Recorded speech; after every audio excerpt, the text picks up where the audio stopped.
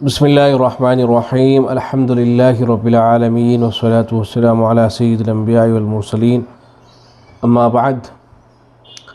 یہ کچھ سوالات آئے ہیں، ان کے جوابات دیے جا رہے ہیں۔ ایک صاحب نے معلوم کیا تھا کہ کیا کرونا چیک کرنے کے لیے منہ کے اندر سے بلغم نکالتے ہیں، کیا اس سے روزہ ٹوٹ جائے گا یا نہیں؟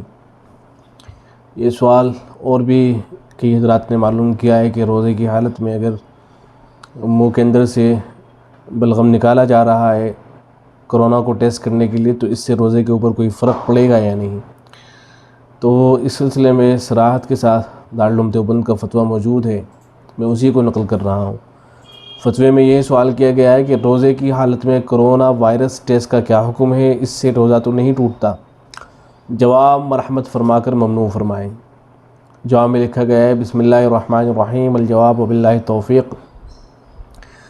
کرونا وائرس ٹیسٹ میں ناک کے اندرونی حصے کی رطوبت یعنی تری اور حلق کی دیوار پر لگی ہوئی رطوبت لینے کے لیے ناک اور حلق میں جو پلاسٹک کی اسٹک ڈالی جاتی ہے اس میں یا اس کے کنارے پر لگی ہوئی روئی میں کسی طرح کی کوئی دوا یا کیمیکل نہیں ہوتا، اور یہ اسٹک صرف ایک بار ڈال کر اندر گھما کر واپس نکال لی جاتی ہے، دوبارہ نہیں ڈالی جاتی۔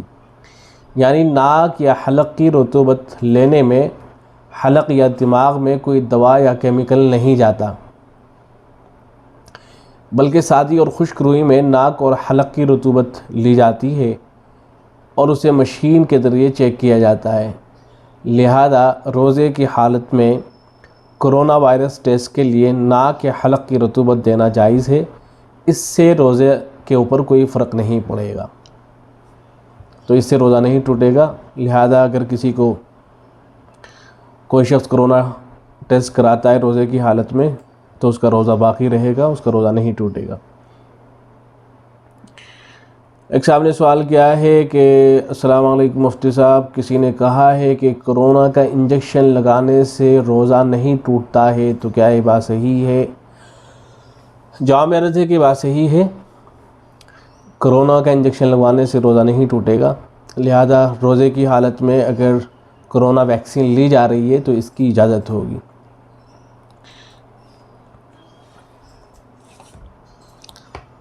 کتاب المسائل کی جلد نمبر 2 ہے، صفحہ نمبر ہے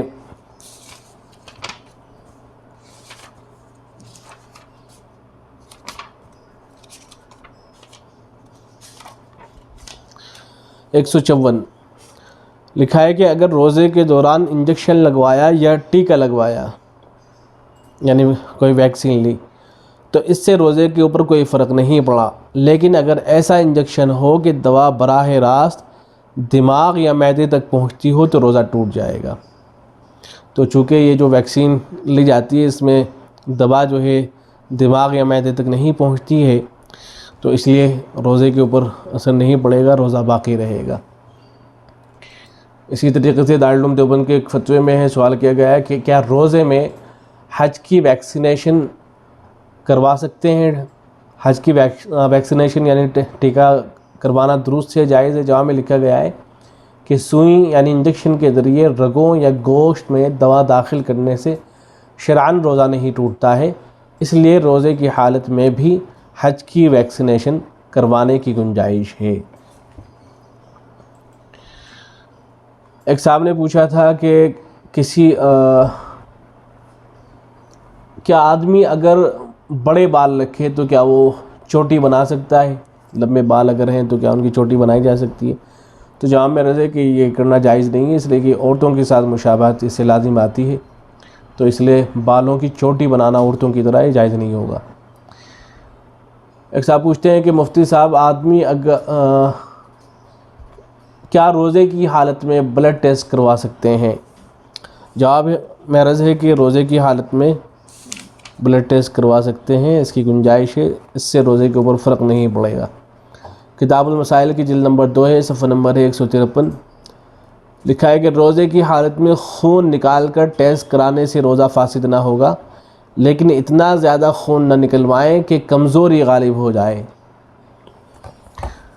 تو روزے کی حالت میں خون ٹیسٹ کرانے کی اجازت ہے۔ ایک صاحب نے پوچھا تھا کہ کیا روزے کی حالت میں آنکھ میں دوا ڈالی جا سکتی ہے؟ تو جواب میں عرض ہے کہ ڈالی جا سکتی ہے، اس کی گنجائش ہے۔ کتاب المسائل کی جلد نمبر 2 ہے، صفحہ نمبر ہے 159 159۔ لکھا ہے کہ روزے کی حالت میں ضرورت کے وقت آنکھ میں دوا ڈالنا جائز ہے، اس سے روزہ نہیں ٹوٹتا ہے، اگرچہ دوا کا ذائقہ حلق میں محسوس ہو۔ دوا کا ذائقہ اگرچہ حلق میں محسوس ہو تب بھی اس سے روزے کے اوپر کوئی فرق نہیں پڑے گا، لہذا روزے کی حالت میں اگر آنکھ میں دوا ڈال لیں تو اس کی گنجائش ہے، اس سے روزہ نہیں ٹوٹے گا۔ ایک صاحب نے پوچھا ہے can some one read the Quran on mobile without وضو، کہ کیا موبائل میں قرآن مجید بغیر وضو کے پڑھ سکتے ہیں؟ تو جواب میں عرض ہے کہ جب موبائل میں قرآن مجید اوپن ہو، اس کی اسکرین پر نظر آ رہا ہو، تو ایسی صورت میں اب اسے بغیر وضو کے چھونا جائز نہیں ہے، بلکہ آدمی کو باوضو ہونا چاہیے۔ البتہ جب قرآن مجید کا جو ایپ ہے جب اس کو بند کر دیا جائے تو اب موبائل کو بغیر وضو کے ہاتھ لگا سکتے ہیں، لیکن جب قرآن مجید اوپن ہو جائے موبائل میں اب اسے بغیر وضو کے نہیں چھونا چاہیے بلکہ باوضو ہو کر چھونا چاہیے۔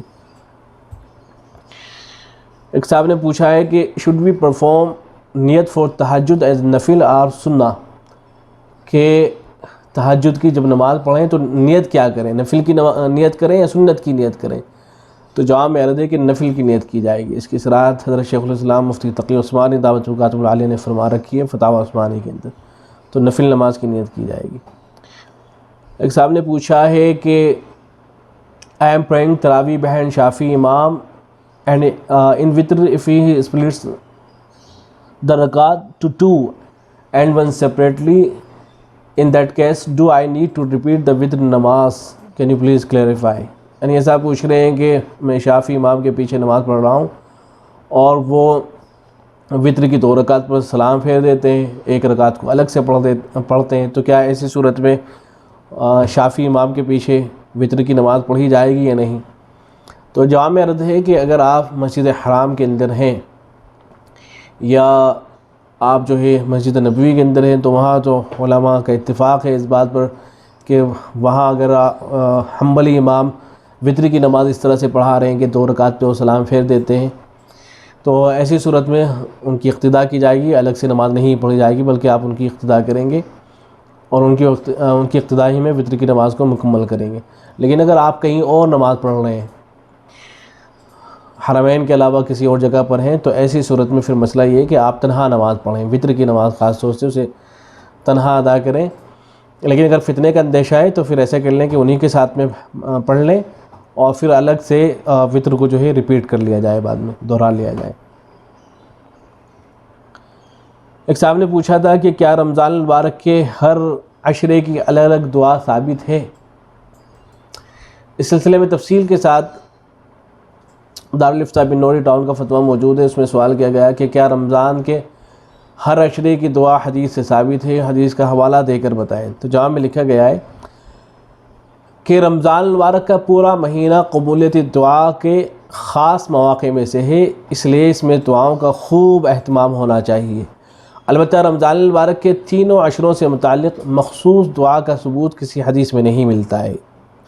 حدیث سے جو بات ثابت ہے وہ یہ ہے، نمبر 1، 4 چیزوں کی اس مہینے میں کثرت رکھا کرو، جن میں سے 2 چیزیں اللہ کی رضا کے واسطے اور 2 ایسی ہیں کہ جن سے تمہیں چارے کار نہیں۔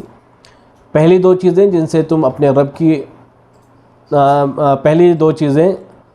اپنے رب کو راضی کرو کلمہ طیبہ کی شہادت اور استغفار کی کثرت ہے، اور دوسری 2 چیزیں یہ ہیں، جنت کی طلب اور جہنم سے پناہ۔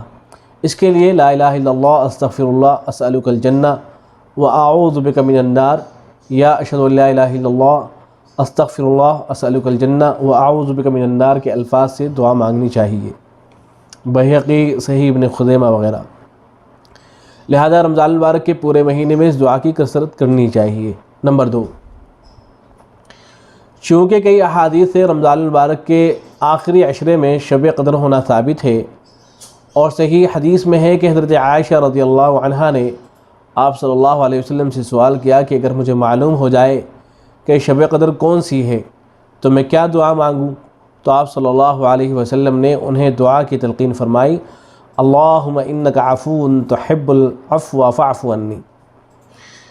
یہ روایت مسند احمد کے اندر ہے، ابن ماجہ کے اندر ہے، ترمذی کے اندر ہے اور سندن صحیح ہے۔ اسے معلوم ہوا کہ رمضان المبارک کے آخری عشرے میں یہ دعا مانگنا ثابت اور مستحب ہے۔ نیز یہ دعا بھی پورے رمضان المبارک میں مانگنی چاہیے۔ نمبر 3، رمضان المبارک کا پہلا عشرہ نزول رحمت کا وقت، دوسرا عشرہ بے بہا مغفرت کا وقت، اور آخری عشرہ آگ سے خلاصی کا وقت ہے، جیسا کہ بحقی کے اندر روایت ہے۔ اس مناسبت سے بعض بزرگوں نے عوام الناس کی سہولت کے لیے تینوں عشروں کی مناسبت سے مختلف ادعیہ کے الفاظ بیان کر دیے ہیں۔ پہلے عشرے میں یا حی یا قیوم برحمتک نستغیث، یا رب اغفر ورحم وانت خیر الراحمین، دوسرے میں استغفر اللہ ربی من کل ذنب واتوب الیہ، یا استغفر اللہ الذی لا الہ الا هو الحی القیوم واتوب الیہ، یا استغفار کے دیگر کلمات، اور تیسرے میں اللہم انک عفو تحب العفو فاعف عنا اور اللہم اعتق رقابنا من النار کا اہتمام بعض بزرگوں سے منقول ہے۔ اس لیے مذکورہ دعاؤں کے اہتمام کے ساتھ اللہ سے اس کی رحمت، مغفرت، سلامتی ایمان و بدن، فلاح دارین اور ہر طرح کی خیر کا سوال بکثرت کرنا چاہیے۔ فقط واللہ تعالی عالم۔ تو بہرحال یہ ہے کہ باقاعدہ ہر عشرے کی دعا تو روایت سے صراحت کے ساتھ ثابت نہیں ہے، البتہ مختلف روایتوں کو سامنے رکھ کے اہل علم نے بعض دعائیں ذکر فرمائی ہیں، لہذا ان کا اہتمام رکھنا چاہیے۔ اس کے علاوہ جو بھی دعا آسانی کے ساتھ مانگی جا سکے اس کا خوب اہتمام رکھنا چاہیے۔ والسلام علیکم ورحمۃ اللہ۔